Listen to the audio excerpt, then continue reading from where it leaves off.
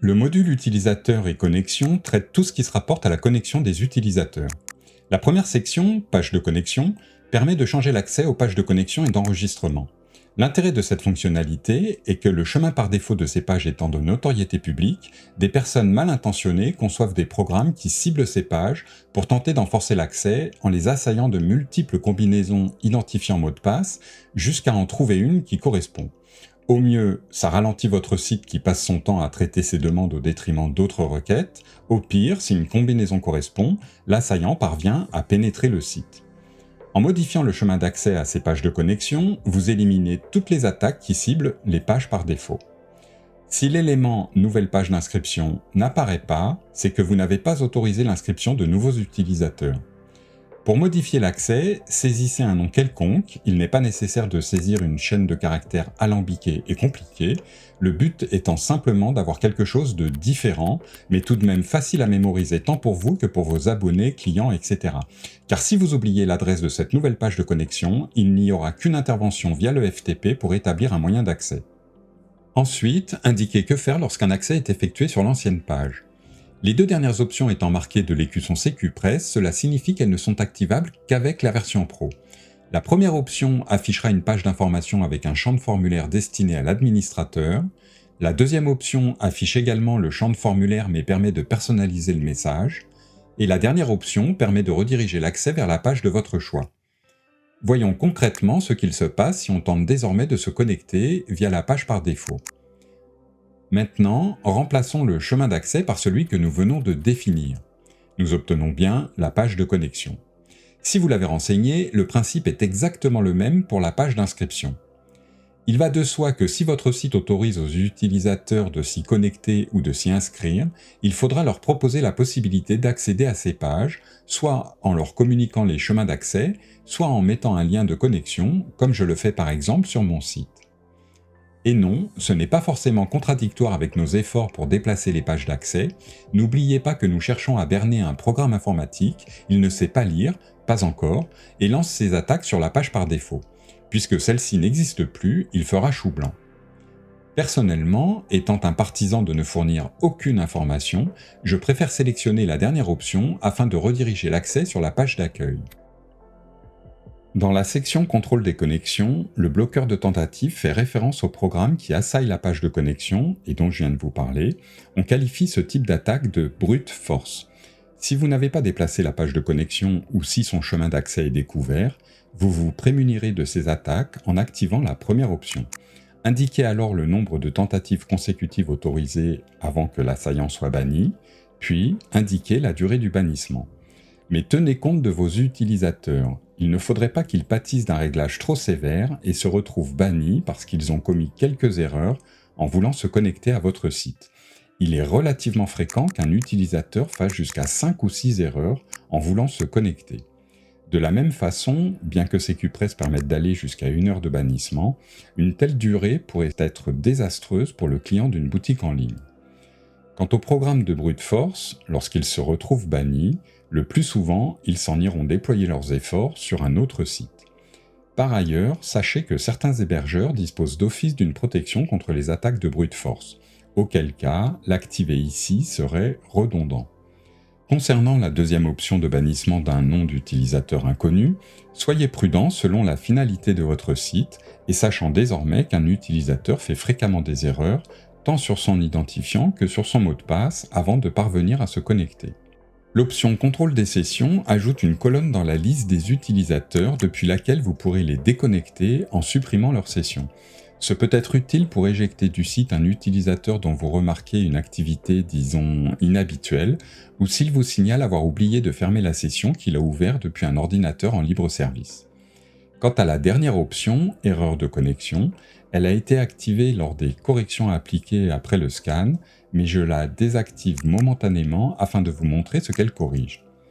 Je sauvegarde les réglages, puis allons voir la liste des utilisateurs afin de découvrir les fonctionnalités ajoutées par SecuPress. Désormais, pour avoir activé le contrôle des sessions, on a bien une nouvelle colonne, Sessions, et au survol de chaque ligne d'utilisateur, une nouvelle option permet de réinitialiser le mot de passe. L'utilisateur concerné reçoit alors un mail comportant un lien qu'il pourra cliquer afin de renouveler son mot de passe. Pour déconnecter un utilisateur, il suffit de cliquer sur le bouton « Détruire les sessions ». Faites-le à bon escient, un utilisateur régulier, honnête, pourrait trouver très frustrant de se voir éjecté du site, et vous aussi d'ailleurs s'il était en train de finaliser sa commande. Voyons à présent ce que corrige l'option concernant les erreurs de connexion. Lorsqu'un utilisateur fait une erreur en tentant de se connecter, WordPress lui précise si l'erreur concerne son mot de passe ou son identifiant. Ce faisant, il confirme donc que l'autre information est correcte. Un visiteur ou un programme mal intentionné disposera alors d'une des deux informations requises et pourra focaliser ses efforts sur l'autre. En activant l'option pour masquer les erreurs de connexion, SecuPress affichera en lieu et place un message d'erreur plus générique, neutre. La section Authentification permet de mettre en place la double authentification et ou l'utilisation du CAPTCHA SecuPress. La présence de l'écusson SecuPress en regard de la double authentification indique qu'elle n'est disponible qu'avec la version Pro. Voyons à présent ce qu'est la double authentification et comment elle fonctionne avec SecuPress. En réalité, il y a de fortes chances que vous utilisiez déjà la double authentification. Par exemple, lorsque vous vous connectez à votre banque et effectuez une opération bancaire, vous recevez un code de confirmation par SMS. C'est ça la double authentification. La première authentification est constituée par le couple identifiant et mot de passe saisi sur le site, puis la seconde authentification est constituée par la saisie d'un code envoyé sur votre téléphone. Avec SecuPress, c'est le même principe, mais tout est fait pour vous simplifier la tâche, et avec le même degré de sécurité bien entendu. Pour démontrer cela, je passe sur mon site qui dispose de la version Pro. Lorsque je cherche à me connecter sur le site, vous remarquez que je n'ai plus qu'un unique champ à renseigner, celui de mon nom d'utilisateur. Rien d'autre, je n'ai même plus à me soucier du mot de passe. Lorsque je valide, SecuPress regarde parmi les utilisateurs du site afin d'y trouver une correspondance, et si c'est le cas, il envoie un mail à l'utilisateur. Le mail contient un lien de connexion qu'il suffit de cliquer, et nous voici connectés. On ne peut pas faire plus simple, plus pratique et plus fiable. Revenons à nos réglages d'authentification. Si vous êtes déjà détenteur d'une extension de double authentification, il vous sera très probablement possible de la conserver car SecuPress en reconnaît un certain nombre. Activons la double authentification en cochant l'option Passwordless. En regard du titre de section, notez le discret rôle. En cliquant dessus, vous pouvez définir les rôles d'utilisateurs qui seront concernés par la double authentification. Attention, les rôles qui seraient créés par la suite se verront automatiquement intégrés à la double authentification de SecuPress. Ensuite, activons l'option « Oui, utiliser un CAPTCHA » et enregistrons nos réglages afin de voir ce qu'ils impliquent. Notez que l'option de double authentification nous alerte désormais sur le fait que son activation effective nécessite d'être confirmée au travers d'un mail qui nous a été envoyé. Via une fenêtre de navigation privée, nous rechargeons la page de connexion et découvrons le CAPTCHA SecuPress. Rien à saisir, juste une case à cocher.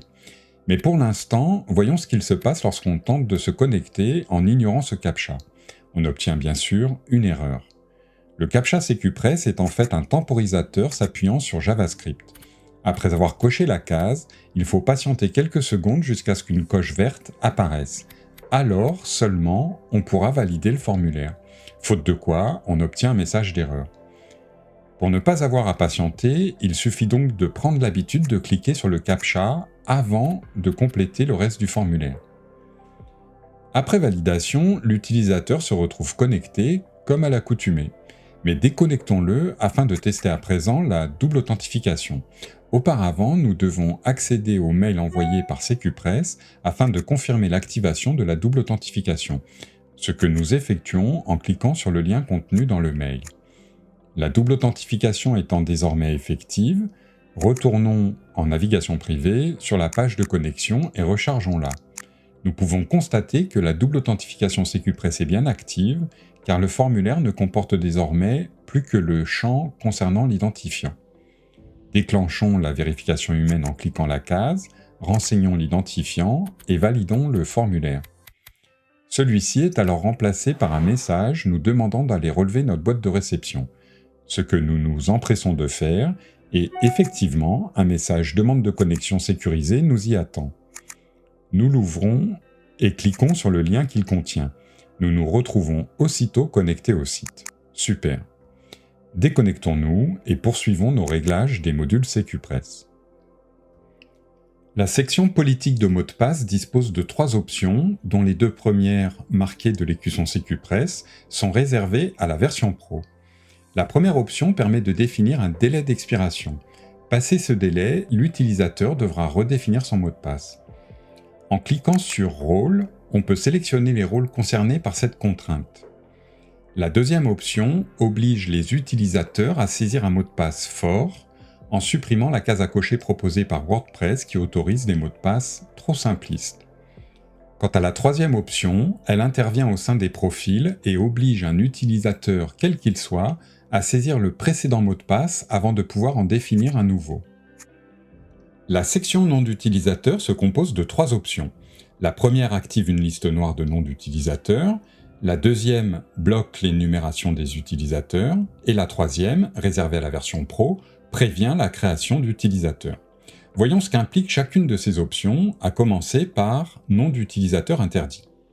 Lors de son inscription, un utilisateur ne pourra pas s'attribuer un identifiant ambigu tel que admin ou webmaster, et ceci dans toutes les langues gérées par WordPress. Cela évite qu'un utilisateur puisse ainsi laisser supposer à d'autres une autorité qu'il n'a pas.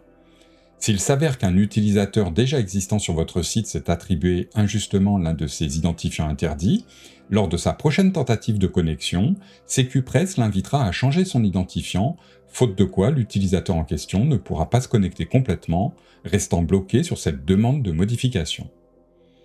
L'option « Stopper l'énumération des utilisateurs » empêche WordPress de retourner la liste des utilisateurs de votre site, qu'il est possible d'obtenir en ajoutant une simple instruction dans la barre d'adresse du site. L'option « Prévenir la création d'utilisateurs » n'est activable que si, dans les réglages WordPress, vous n'autorisez pas l'inscription de nouveaux utilisateurs. Si c'est le cas, cela signifie que WordPress ne proposera pas le formulaire d'inscription, mais il n'empêche pas pour autant un script ou une extension de créer des utilisateurs. En activant cette option, SecuPress fera son possible pour bloquer ces créations d'utilisateurs. Une telle durée pourrait être désastreuse pour le client d'une boutique en ligne. Mais tenez compte de vos utilisateurs. Si votre site autorise aux utilisateurs de s'y connecter, la première option active une liste noire de noms d'utilisateurs. On recommence.